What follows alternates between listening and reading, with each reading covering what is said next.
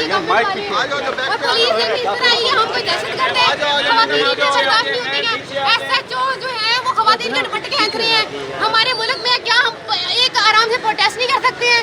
हमें इतना राइट नहीं है? ये एक आज़ाद मुल्क है, हमें आईनी कानूनी हक है कि हम अपना प्रोटेस्ट कर सकते हैं।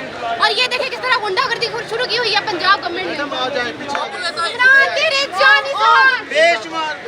इमरान खान जिंदाबाद, इमरान खान जिंदाबाद। चले जाओ।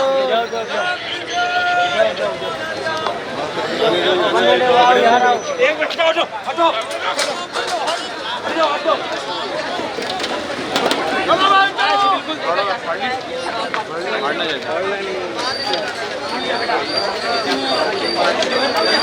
मामू हटिए, हट जाए यार, रास्ता दे साइड में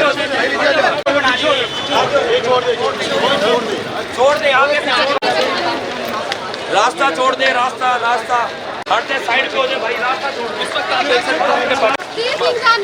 दे। इंशाल्लाह वही होता है जैसे